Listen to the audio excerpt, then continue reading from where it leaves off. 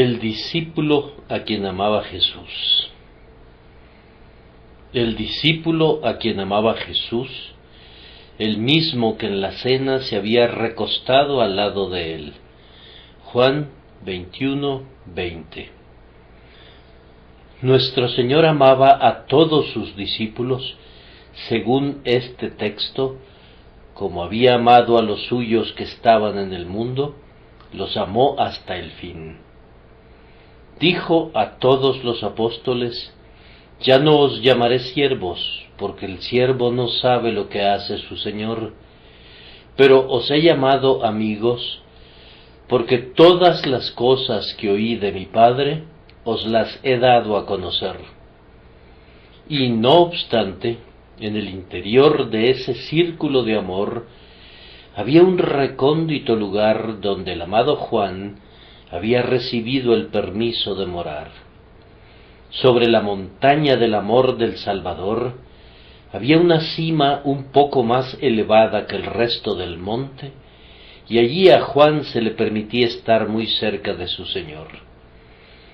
No porque Juan hubiese sido especialmente amado, hemos de tener en un menor concepto, ni siquiera en el más mínimo grado, al amor que Jesucristo prodigaba al resto de sus escogidos. Yo entiendo, hermanos, que quienes manifiestan un amor extraordinario por alguien son tanto más capaces de sentir un gran afecto por muchos, y por eso mismo, debido a que Jesús amaba más a Juan, opino que su amor por los otros discípulos era también muy grande. No ha de suponerse ni por un instante que alguno sufriera por causa de su amistad suprema con Juan.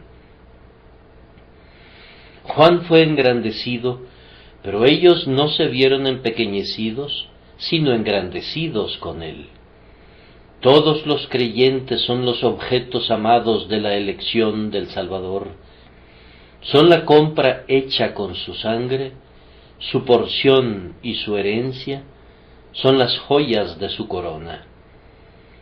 Si bien en el caso de Juan, él es más grande en amor que otros, todos son eminentemente grandes, y por tanto, si llegara a suceder que no te atrevieras a esperar poder alcanzar la altura de Juan, y no pudieras esperar ser distinguido por encima de otros como el discípulo a quien amaba Jesús, no obstante has de estar muy agradecido por pertenecer a la hermandad en la que cada quien puede decir: Él me amó y se dio a sí mismo por mí.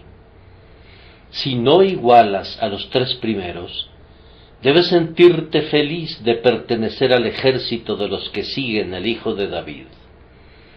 Es un privilegio incomparable y es un honor indecible gozar del amor de Jesús, aunque solo marches en medio de los soldados rasos de los ejércitos del amor. El amor de nuestro Señor por cada uno de nosotros contiene alturas inmensurables y honduras insondables, excede a todo conocimiento. No obstante, yo no diría estas palabras de aliento solo para hacer que se queden tranquilos en un bajo nivel de gracia. Más bien, yo quisiera motivarlos a que asciendan al punto más elevado del amor, pues ya que el Señor los ha amado con un amor eterno, y los ha elegido, y los ha llamado, y los ha guardado, y los ha instruido, y los ha perdonado, y se ha manifestado a ustedes, ¿por qué no habrían de esperar que se pudiera dar un paso más, o dos, y que así pudieran subir hasta la más excelsa eminencia? ¿Por qué no podrían ser descritos muy pronto como Daniel, es decir, como un varón muy amado, o como Juan, el discípulo a quien amaba Jesús?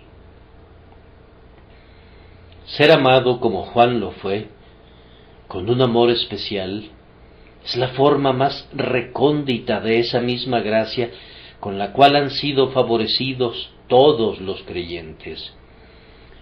no han de imaginar que cuando trato de exhibir alguno de los rasgos que inspiraban amor en el carácter de Juan, quisiera que concluyeran que el amor que Cristo sentía por Juan fluía de cualquier otra manera que de acuerdo a la ley de la gracia, pues sin importar qué hubiera de amable en Juan, todo era obrado en él por la gracia de Dios. Bajo la ley de obras, Juan habría sido condenado tan seguramente como cualquiera de nosotros, pues no había en él ningún merecimiento legal.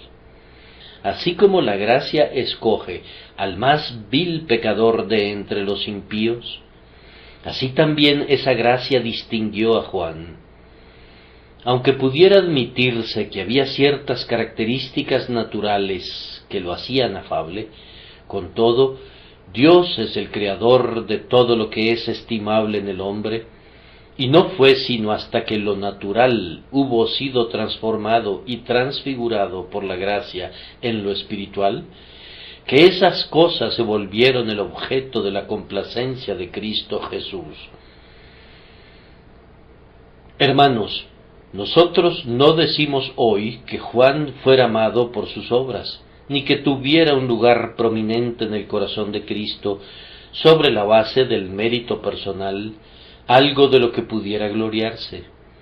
Juan, como todo el resto de sus hermanos, era amado por Jesús, porque Jesús es todo amor y decidió poner su corazón en Juan.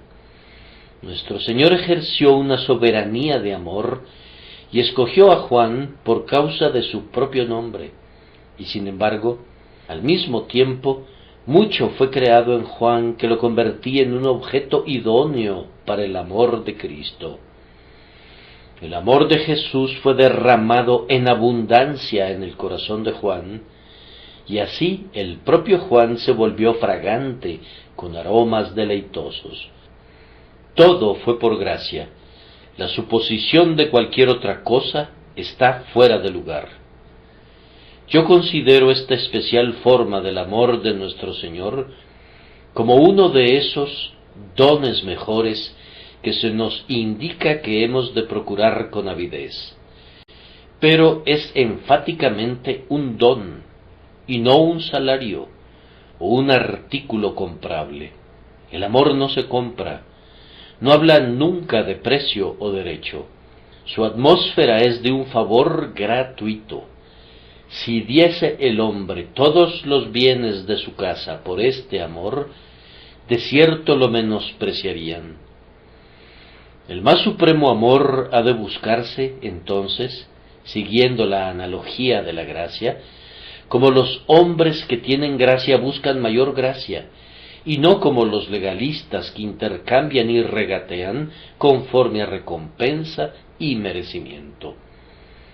Si alguna vez llegamos a los aposentos superiores del palacio del amor, ¿el amor mismo tiene que ayudarnos a subir las escaleras?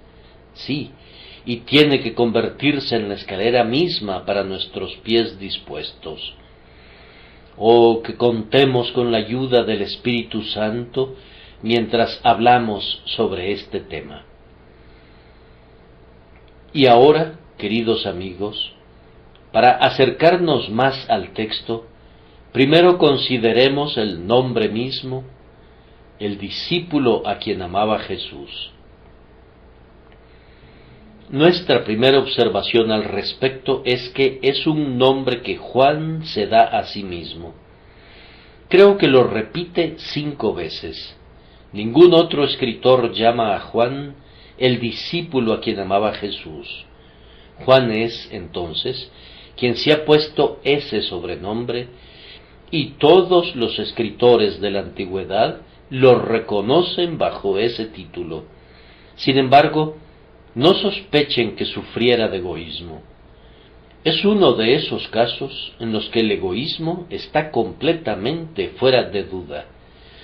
Ustedes y yo estaríamos renuentes, naturalmente, a aceptar tal título, aun si sintiéramos que nos pertenecía, porque estaríamos celosos de nuestra reputación y temerosos de ser considerados presuntuosos, pero con una dulce naivete, ingenuidad, que lo lleva a olvidarse por completo de sí mismo, Juan tomó el nombre que él sabía que lo describía de manera muy precisa, sin importar que otros lo objetaran o no.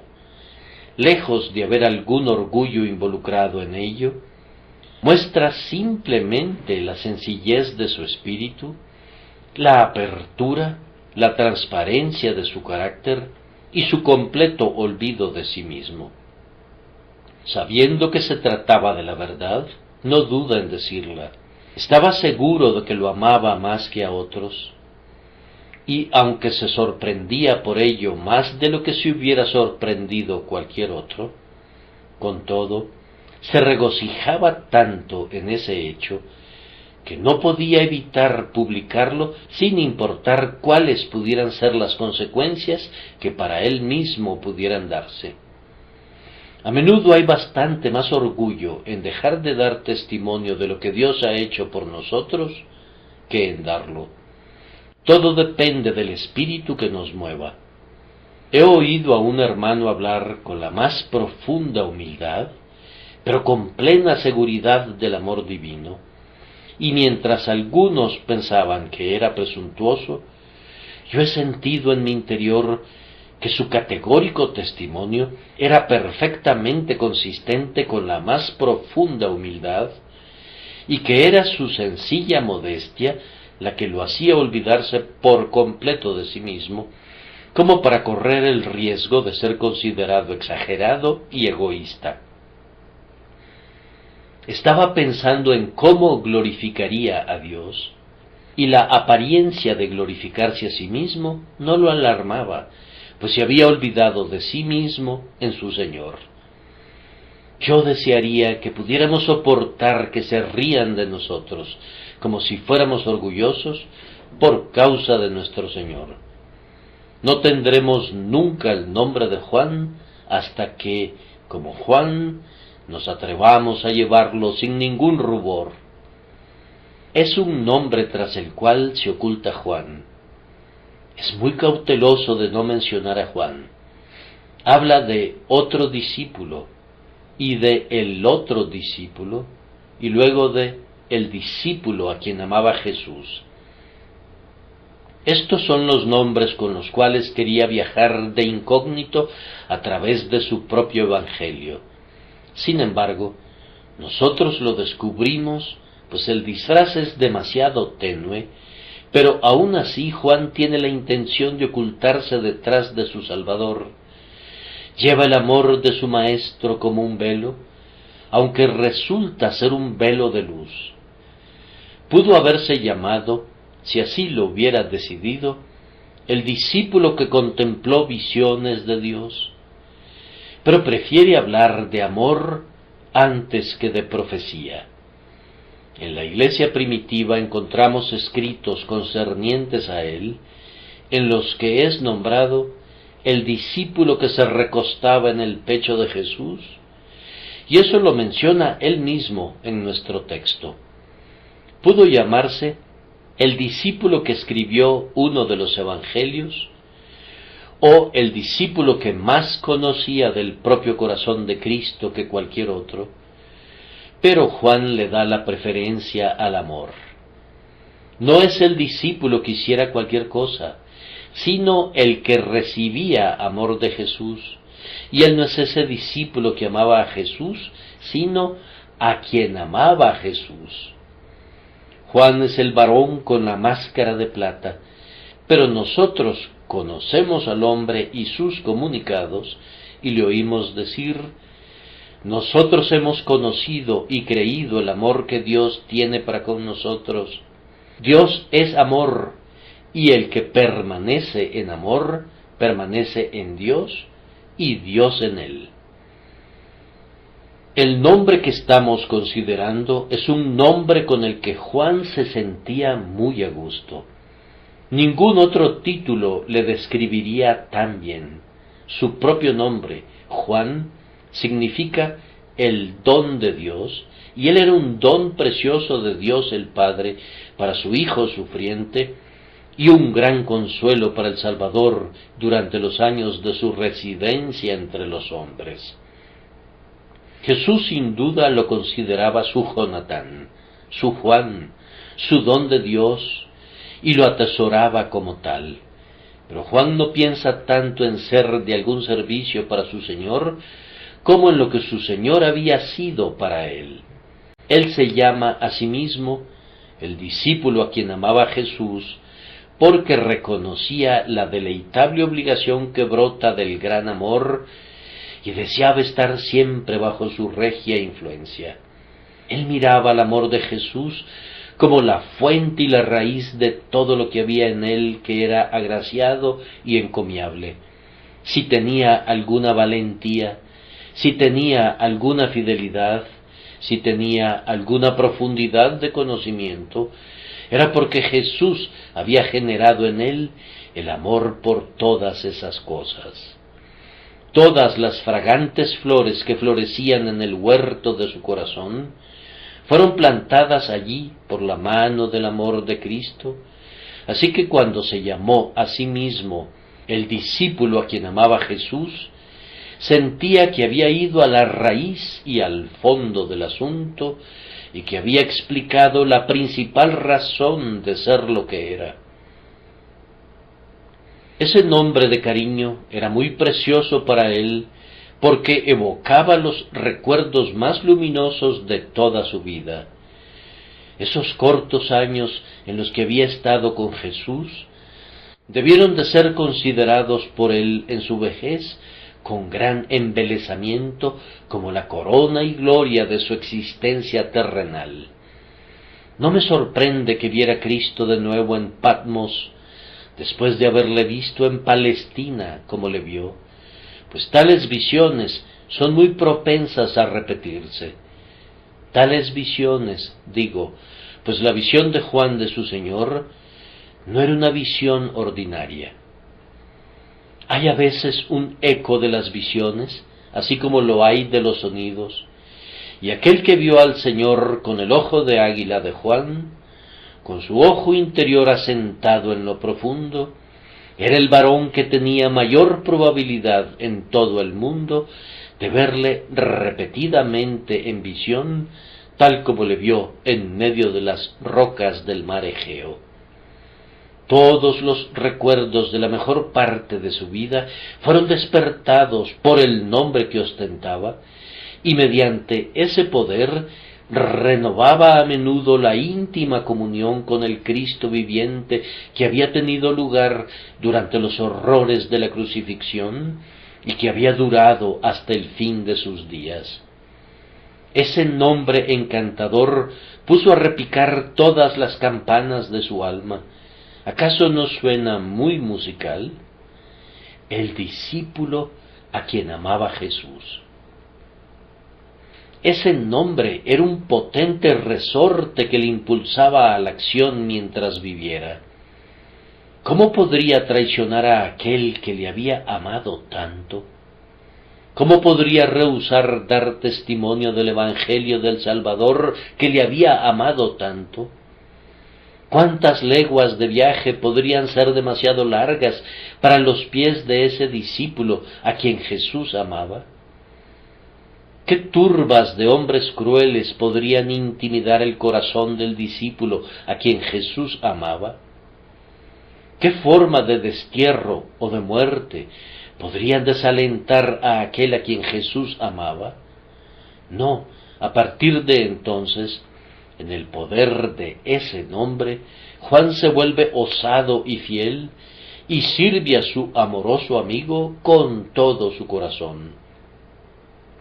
Digo, entonces, que este título debe de haber sido muy valioso para Juan, porque se sentía sumamente a gusto con él. Los secretos resortes de su naturaleza eran tocados por él, y sentía que su ser entero, su corazón, su mente, su memoria, que todo ello estaba incluido en el alcance de las palabras, el discípulo a quien amaba Jesús. Era un nombre que nunca fue disputado. No se encuentra que nadie se quejara de Juan por describirse de esa manera. El consenso general le concedía ese título. Sus hermanos altercaron un poco con él cuando su cariñosa madre, Salomé, quería sendos tronos para sus dos hijos a la derecha y a la izquierda del Mesías, pero el amor de Jesús por Juan no causó nunca ninguna mala voluntad entre los hermanos, ni tampoco Juan se aprovechó indebidamente de eso. Yo creo que los apóstoles reconocieron tácitamente que su Señor tenía la razón en su selección. Había algo en Juan que hacía que sus hermanos lo amaran, y por eso no se sorprendieron de que su Señor lo convirtiera en su amigo más íntimo. Quien es amado verdaderamente por Dios, generalmente recibe el amor de sus hermanos, sí, y aun el amor de los impíos en cierto modo, pues cuando los caminos del hombre son agradables a Jehová, aun a sus enemigos hace estar en paz con él. Cuando David caminaba con Dios, todo Israel lo amaba, y aun Saúl se veía forzado a exclamar: «Más justo eres tú que yo». Juan era tan amoroso que se conquistaba el amor por doquier. Haríamos bien en ambicionar esta bendición especial, puesto que sólo ella, de todos los tesoros conocidos, no provoca ninguna envidia entre los hermanos, sino que más bien hace que todas las personas piadosas se regocijen. Puesto que los santos desean ser amados grandemente, se alegran cuando se encuentran con aquellos que han obtenido esa bendición. Si nosotros queremos oler a mirra y áloes y casia, nos alegra conocer a aquellos cuyas ropas ya son fragantes. Nunca se ve a Juan dictando cátedra a sus hermanos o enseñoreándose de la herencia de Dios, sino que con toda gentileza y humildad justificaba el afecto que nuestro Señor le manifestaba. Suficiente entonces en cuanto al nombre. En segundo lugar, consideremos el carácter que respaldaba al nombre. Yo solo puedo dar un retrato en miniatura de Juan. Es absolutamente imposible pintar un cuadro completo en el poco tiempo de un sermón.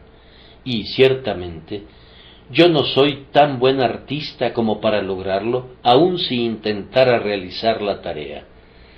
En el carácter de Juan vemos mucho que es admirable. Primero, consideremos su personalidad como un individuo. El suyo era un corazón grande y cálido. Tal vez su fuerza principal radica en la intensidad de su naturaleza. Juan no es vehemente, pero es profundo y fuerte. Todo lo que hacía, lo hacía de todo corazón. Juan era confiado. Era un hombre en quien no había engaño. No había ninguna división en su naturaleza. Era uno e indivisible en todo lo que sentía o hacía. No albergaba preguntas, no era criticón, ni era propenso a espiar las fallas de los demás, y con respecto a las dificultades, ya fueran mentales o de otro tipo, parece haber estado felizmente libre de ellas. Habiendo ponderado y llegado a una conclusión, toda su naturaleza se movía en una sólida falange, con una marcha enérgica. Doquiera que iba integralmente y muy resueltamente. Algunos hombres van en dos sentidos, o cambian de línea de conducta, o se dirigen a su objetivo de una manera indirecta, pero Juan orienta su locomotora directamente hacia adelante, con los fuegos llameantes y con la máquina trabajando a toda velocidad. Su alma entera estaba involucrada en la causa de su Señor, pues era un pensador profundo, un estudiante silencioso y luego un actor enérgico. No era impetuoso con la premura de Pedro, pero no obstante era cabal y resuelto y ardía en celo. Juan vivía sus creencias y creía al máximo lo que había aprendido de su Señor. Lean su epístola completa y vean cuántas veces dice: sabemos, sabemos, sabemos. En él no hay algunos de los condicionales tales como sí. Es un creyente sólido y profundo. Su corazón da un asentimiento y un consentimiento genuinos. Además, había una intensa calidez en Juan. Amaba a su Señor y amaba a sus hermanos. Amaba con un gran corazón, pues tenía una noble naturaleza. Amaba constantemente y amaba de tal manera como para ser valiente por su maestro en la práctica, pues era un hombre osado, un verdadero hijo del trueno. Estaba dispuesto a ir al frente si tenía que hacerlo, pero de una manera muy tranquila y no con prisa ni ruido. El suyo no es el desplome de una catarata, sino el discurrir tranquilo de un río profundo. Juntando todo lo que sabemos acerca de su personalidad, lo vemos como un hombre que era lo opuesto del típico hijo de la desconfianza, frío, calculador y precavido. Ustedes saben a qué tipo de personas me refiero, a personas muy buenas a su manera, pero de ninguna manera fascinantes, o que hayan de ser muy imitadas. Juan era completamente lo contrario de esos hermanos secos, sin jugo, que no poseen una naturaleza humana, seres que son en algún punto casi perfectos, porque no tienen suficiente vida para pecar. No hacen ningún mal, porque no hacen nada en absoluto. Yo conozco a unos cuantos de esos deleitables individuos, críticos agudos de otros, y ellos mismos sin tacha, con esta única excepción, que no tienen corazón. Juan era un hombre cordial, era un hombre de cerebro, pero de alma también, un hombre de un alma caritativa, un hombre en el que prevalecía una vida intensa, pero tranquila, un hombre a ser amado. La suya no era la vida de un arbusto congelado, sino de una rosa roja. Él llevaba el verano en su semblante, la energía en sus modales, una fuerza firme en todos sus movimientos. Era semejante a aquel otro Juan, de quien una vez fuera el discípulo. Él era antorcha que ardía y alumbraba. Había en Juan calidez y luz a la vez. Era intenso, sincero y abnegado por naturaleza, y una plenitud de gracia que santificaba esas virtudes se derramaba sobre él. Veámoslo ahora en su relación con su Señor. El nombre que adopta para sí mismo es el discípulo a quien amaba Jesús. Jesús lo amaba como a un discípulo. ¿Qué tipo de discípulos aman los maestros? Los que han sido alguna vez maestros de jóvenes saben que si los maestros pudieran elegir, ciertos alumnos serían elegidos de preferencia a otros. Cuando enseñamos, amamos a la gente enseñable, tal como Juan. Era un hombre que aprendía rápido. No era como Tomás, lento, argumentador, cauteloso, sino que habiéndose asegurado una vez que tenía a un verdadero maestro, se le entregaba por completo y estaba dispuesto a recibir lo que tuviera que revelarle.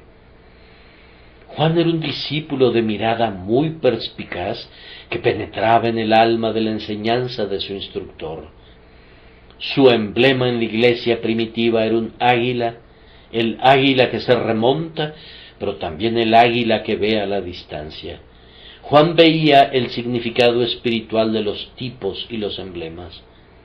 No se detenía en los símbolos externos, como lo hacían algunos discípulos, sino que su alma penetrante leía en las profundidades de la verdad. Se puede ver esto tanto en sus evangelios como en sus epístolas. Era un hombre orientado a lo espiritual. No se detiene en la letra, sino que se sumerge debajo de la superficie, perfora la concha y llega hasta la enseñanza interior.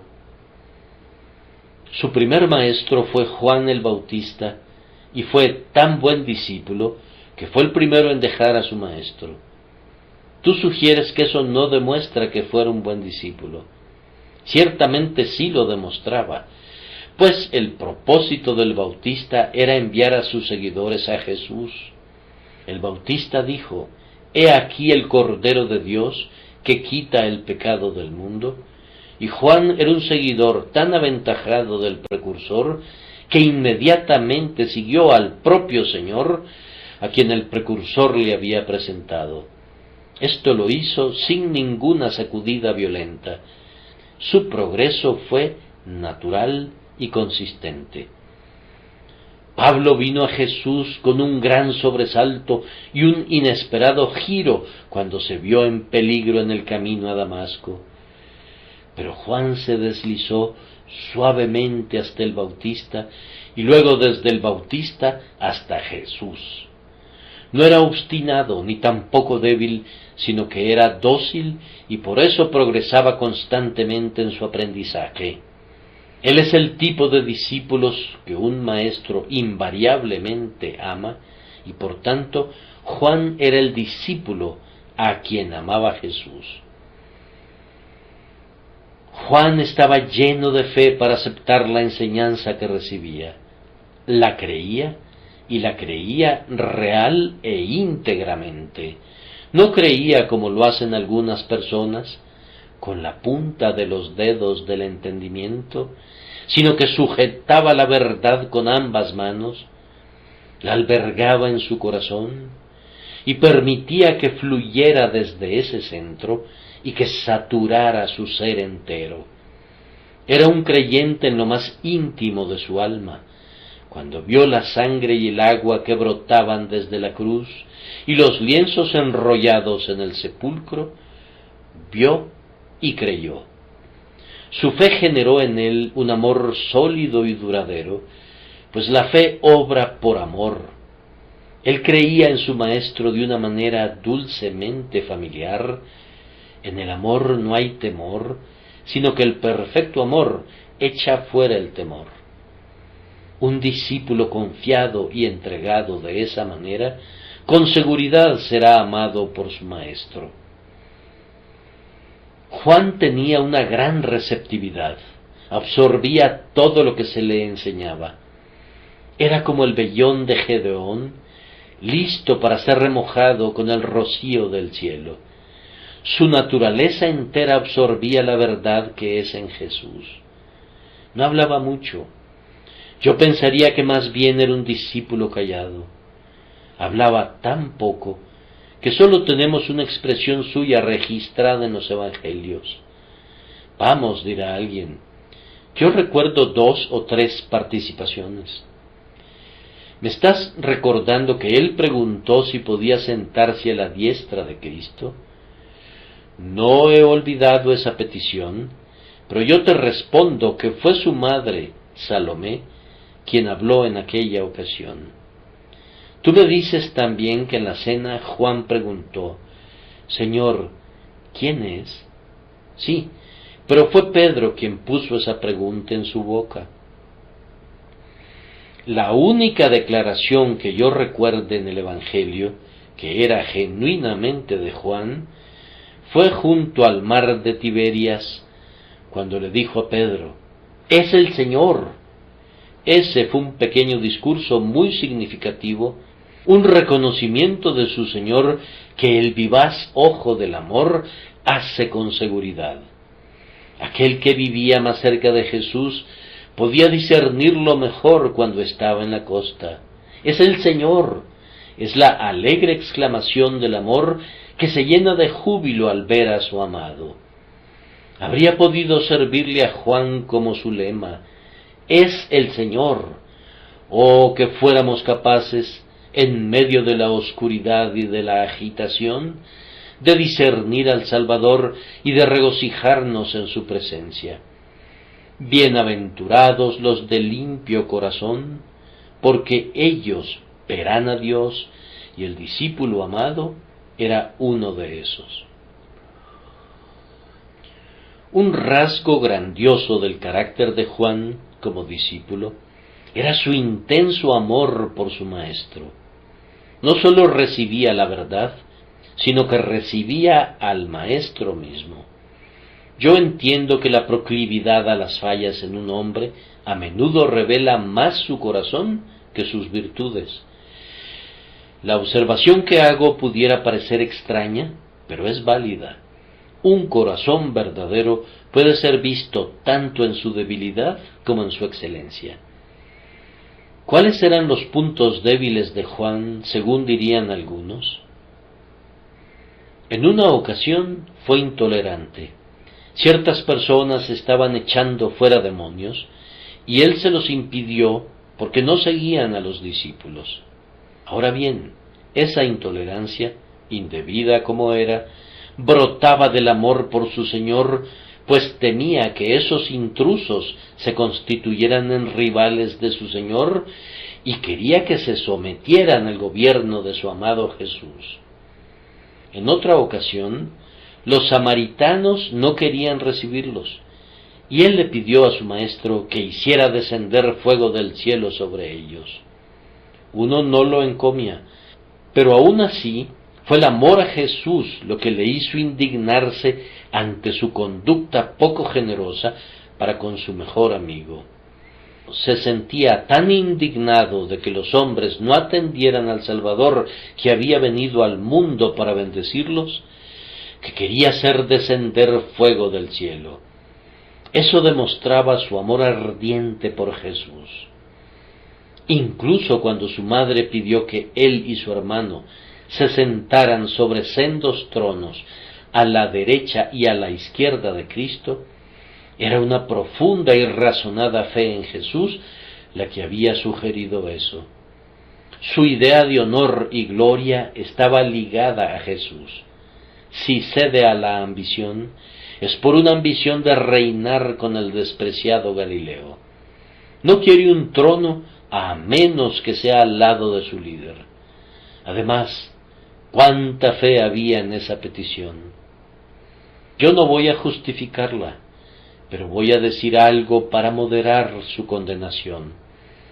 Nuestro Señor subía a Jerusalén para ser escupido allí y para ser llevado a la muerte, y con todo, Juan se involucró tan integralmente en la carrera de su Señor que gustosamente correría la suerte de su grandioso César con la seguridad de que debía concluir en su entronización.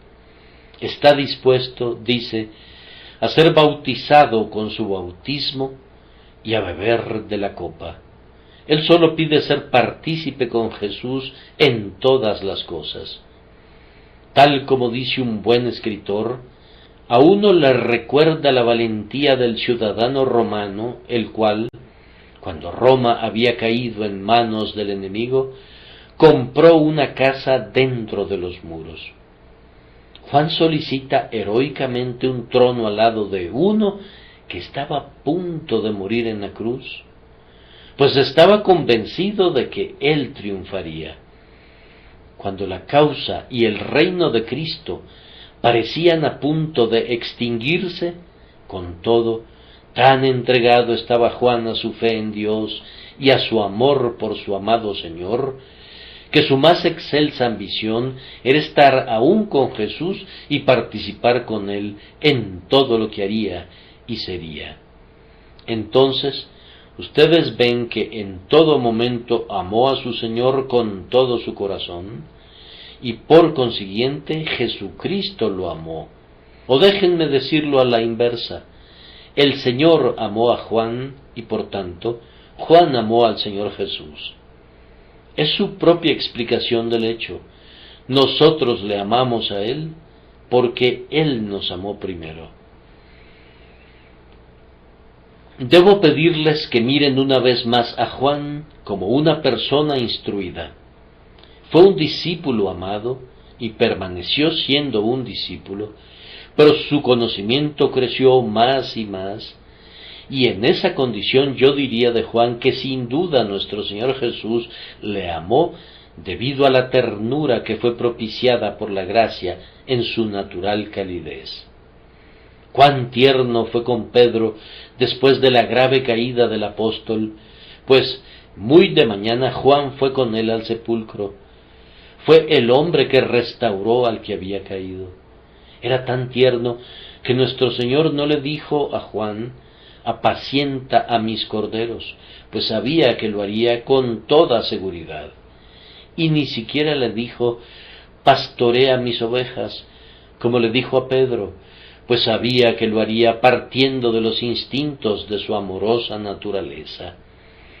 Juan era un hombre que bajo la tutoría de Cristo creció, además, hasta llegar a ser muy espiritual y muy profundo. Los vocablos que utiliza en sus epístolas son mayormente monosílabos, pero cuán extraordinarios significados contienen. Si pudiéramos comparar a un escritor inspirado con otro, yo diría que ningún otro evangelista es comparable a Juan en profundidad.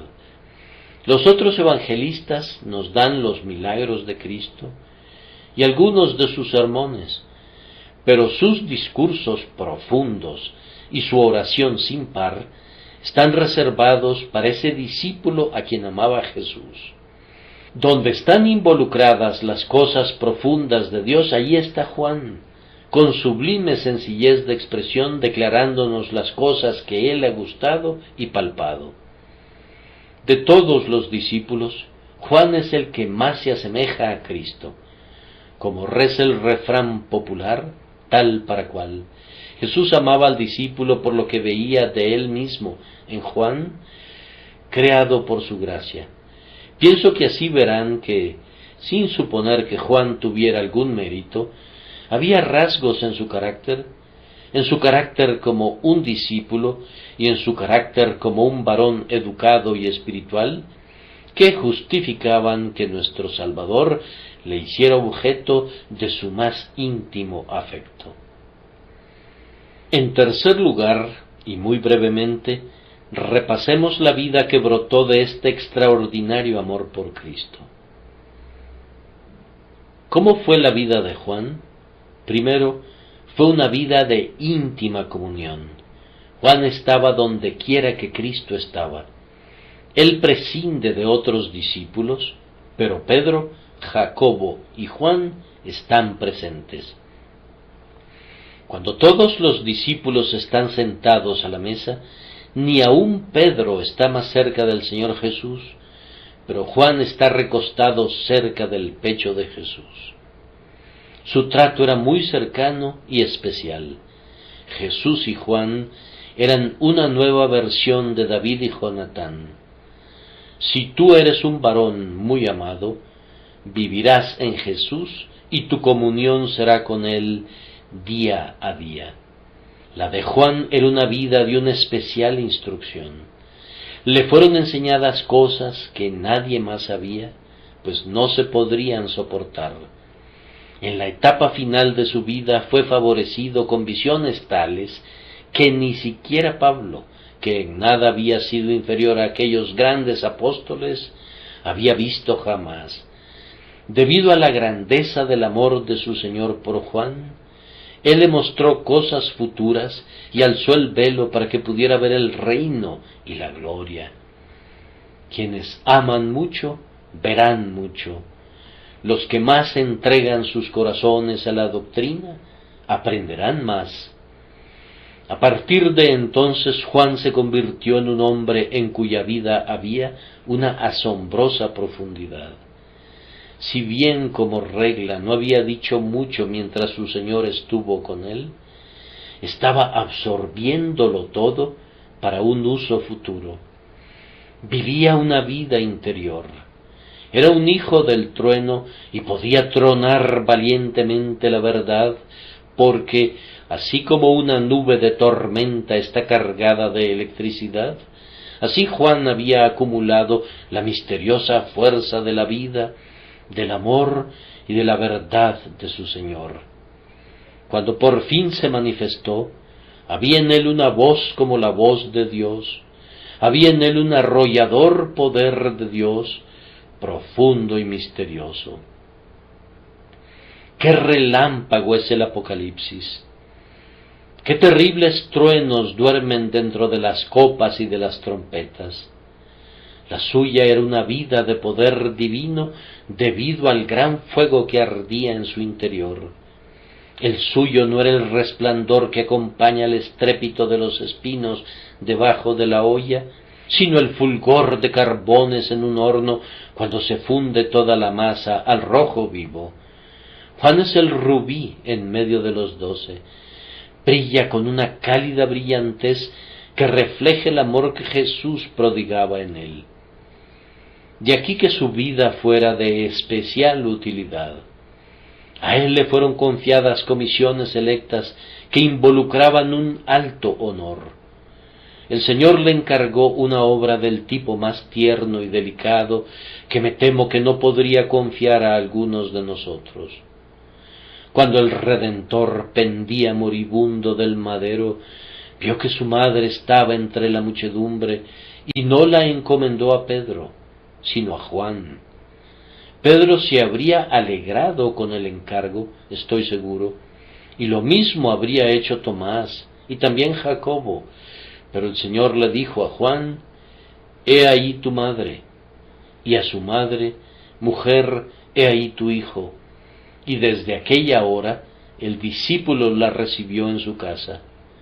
Juan era tan modesto, tan apartado, iba a decir tan caballeroso, que era el varón que habría de responsabilizarse de una madre dolida. ¿Me equivoqué al decir que era un verdadero caballero? Dividan la palabra y se verá que ciertamente era el hombre más bondadoso. Juan tiene un aire delicado y modales considerados, rasgos necesarios para cuidar de una madre honrosa. Pedro es bueno, pero es áspero. Tomás es amable, pero frío. Juan es tierno y afectuoso. Cuando amas mucho a Jesús, te confiará a su madre. Me refiero a su iglesia y a la gente más pobre en ella, y a la gente más pobre en ella, tales como las viudas y los huérfanos y los ministros pobres. Te los confiará a ti porque te ama mucho. No pondría en ese oficio a cualquiera. Algunos de entre su pueblo son muy duros y tienen un corazón de piedra, siendo más aptos para ser recaudadores de impuestos que repartidores de limosnas. Podrían ser oficiales distinguidos en un ejército, pero no enfermeros en un hospital. Si amas mucho a Jesús, tendrás que realizar muchos oficios delicados, que serán para ti pruebas de la confianza en ti de tu Señor y renovadas señales de su amor. Además, la de Juan fue una vida extraordinariamente beatífica. Se le conoce como Juan el Divino, es decir, el teólogo, y lo era. Sus alas de águila lo hicieron remontarse a los lugares celestiales, y allí contempló la gloria del Señor. Ya fuera en Jerusalén o en Antioquía, en Éfeso o en Patmos, su conversación era en el cielo. El día del Señor lo encontró en el Espíritu esperando a aquel que viene con las nubes, y esperaba de tal manera que quien es el Alfa y el Omega se apresuró a revelarse a él. Fue el amor de su Señor el que lo había preparado de esa manera para las visiones de gloria.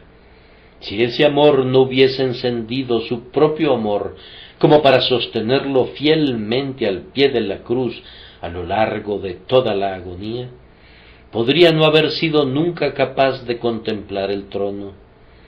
Había seguido amorosamente a aquel de quien le dijeron que era el Cordero de Dios, y por tanto había sido hecho apto para verle como el Cordero en medio del trono, adorado por los ángeles y por los santos redimidos, cuyas arpas y copas son colmadas con su alabanza.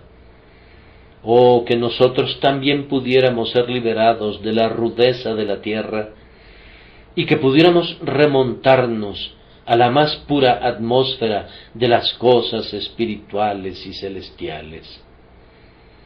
Concluimos diciendo muy brevemente esto: aprendamos nosotros mismos las lecciones de ese discípulo al que amaba Jesús. Que el Espíritu Santo las comunique a lo más íntimo de nuestros corazones. Primero, les hablo a aquellos de ustedes que son todavía jóvenes. Si desean ser el discípulo a quien amaba Jesús, comiencen pronto. Yo supongo que Juan tenía entre 20 y 25 años cuando fue convertido. De cualquier manera, era un hombre bastante joven.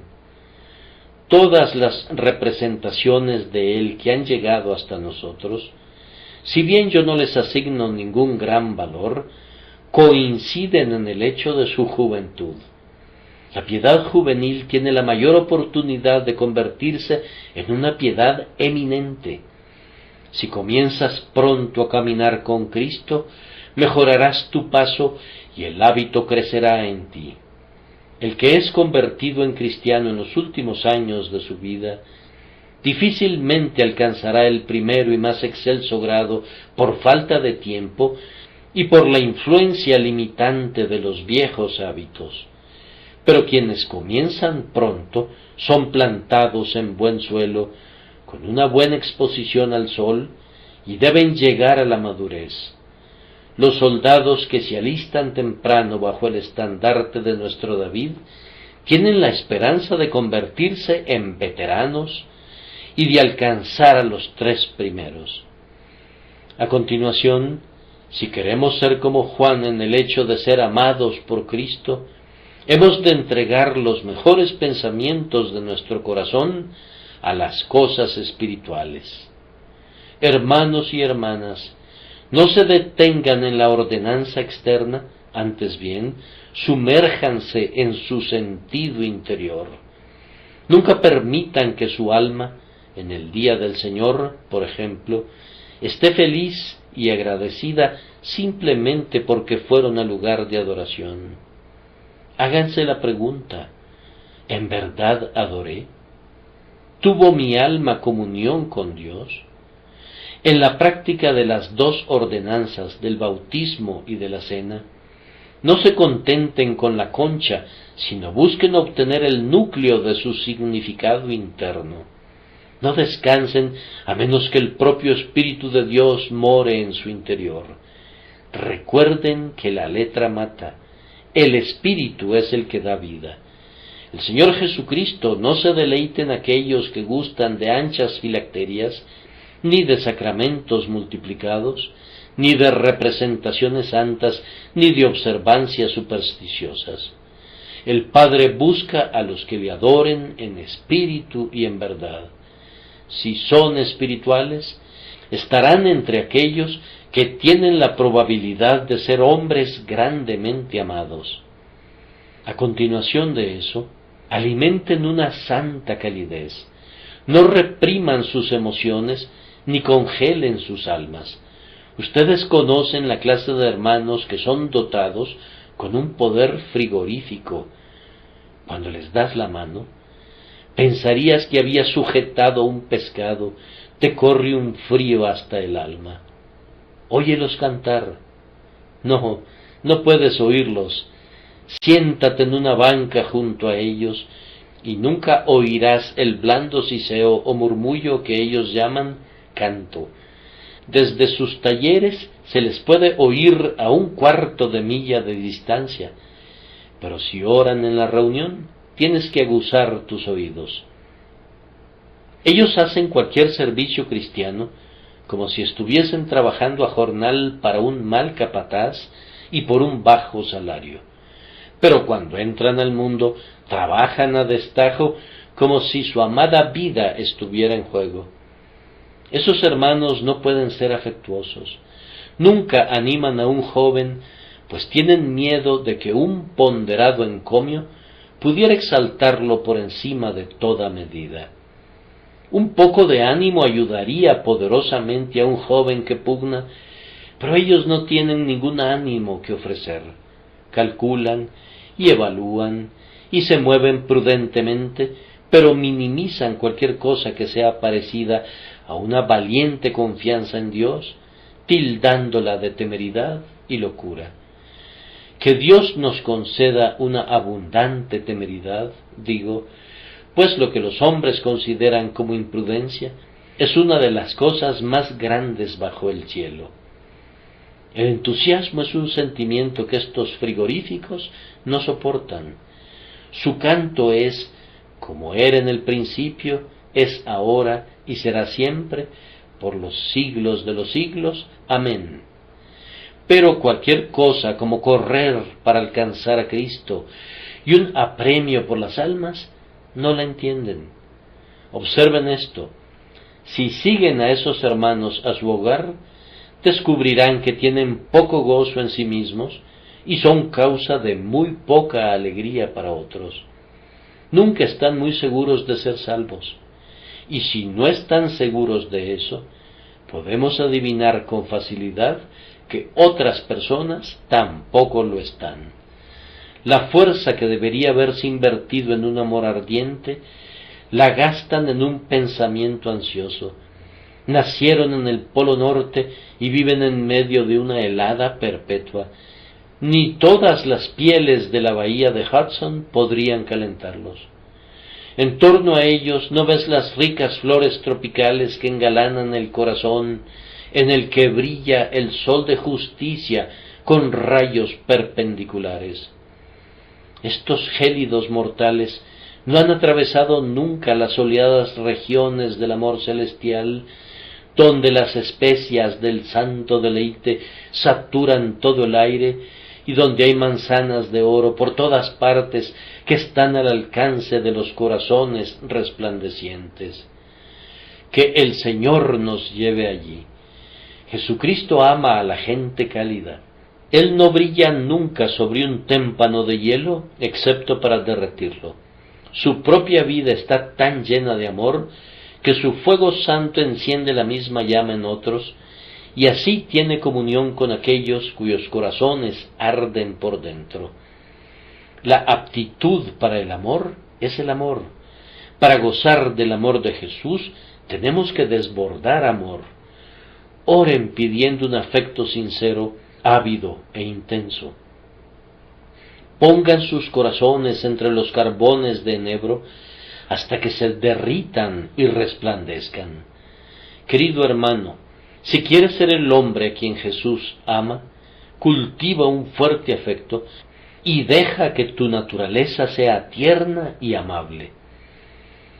El varón que habitualmente está enfadado y frecuentemente enojado no puede caminar con Dios.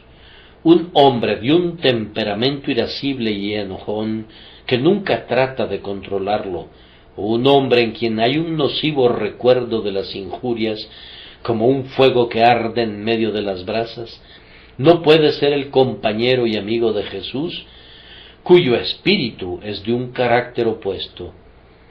Un corazón compasivo, caritativo, abnegado y generoso es el que nuestro Señor aprueba. Perdona a tu semejante como si nunca hubieras tenido algo que perdonar. Cuando los hermanos te injurian, espera que hayan cometido un error, o de lo contrario, si te hubieran conocido mejor, te habrían tratado peor.